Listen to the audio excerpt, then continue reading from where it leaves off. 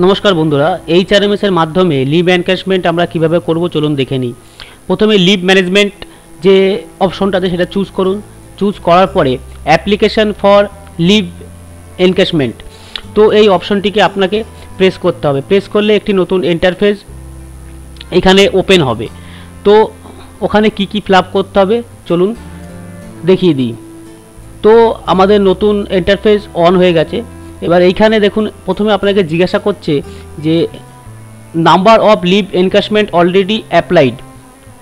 তো এখানে কতগুলো লিভ আপনি অলরেডি এনক্যাশমেন্ট করে ফেলেছেন সেটা দিতে হবে। লাইভে আপনি 6 বার করতে পারবেন 2 বছর অন্তর। সুতরাং এখানে ইনি যেমন 5 বার অলরেডি নিয়ে ফেলেছেন, তো সুতরাং এখানে আমরা 5 লিখব। তো এখানে 5 লেখার পরে দেখুন নিচে 2 বছর অন্তর অন্তর একটা গ্যাপ করে বিভিন্ন সাল এবং তার ডেটগুলো এখানে দেওয়া আছে। তো এখানে আমাদেরকে সিলেক্ট করে নিতে হবে কোন কোন ডেটে অ্যাপ্লাই আমরা করেছি। তো এইগুলো সিলেক্ট করে নেওয়ার পরে দেখুন সব সিলেক্ট করে নিলাম। নেওয়ার পরে এবার আপনি নিচে চলে আসুন। দেখুন এখানে আপনাকে ব্লক ইয়ার কোন কোন গত বছর পর্যন্ত আপনি পাবেন না সেটা এখানে সিলেক্ট করতে হবে। সিলেক্ট করার পরে আপনি 10টি আপনি লিভ এনক্যাশমেন্ট করতে পারবেন। তো চলুন প্রথমে ব্লক ইয়ারটা সিলেক্ট করে দিলাম। সিলেক্ট করার পরে এবার কোন লিভটা আমরা নিয়েছিলাম এইচআরএমএস এর স্যাংশন লিভ, সেই লিঙ্কটাকে এখানে শেয়ার করতে হবে। তো আমরা এখানে ধরুন এনার যে লিভটা আছে এখানে সিলেক্ট করে নিলাম। সিলেক্ট করে নিয়ে আমরা এইখানে প্রসিড করে দেব। প্রসিড করার পরে এবার দেখুন লিঙ্ক পাস, কোন পাসের টিকিট করে আমরা গেছিলাম। তো পাসের লিঙ্কটা এখানে সিলেক্ট করে নিন। পাসটাকে সিলেক্ট করে নেওয়ার পরে আপনি প্রসিড করে দিন। প্রসিড করে দিলে এবার নিচে চলে আসুন। আপনাকে একটা কোশ্চেন, যেরকম আপনাকে একটা ডিক্লারেশন দিতে হবে, ওটা ক্লিক করার পরে এখানে ফরওয়ার্ডেড অ্যাপ্লিকেশান টু, কাকে ফরওয়ার্ড করতে চাইছেন।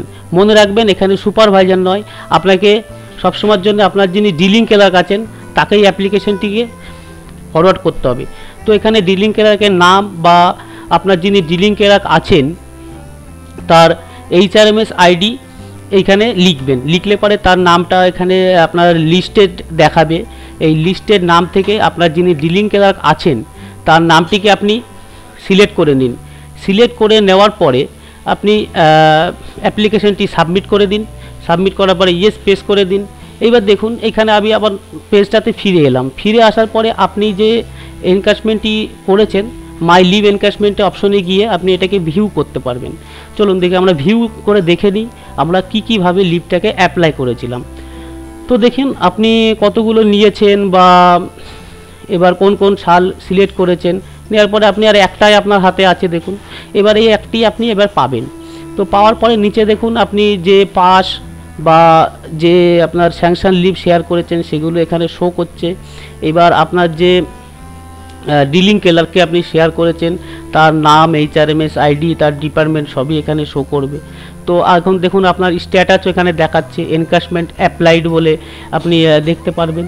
তো এইভাবে দেখে নিলে তো এইভাবে লিভ এনক্যাশমেন্ট এইচআরএমএসে করতে হয়।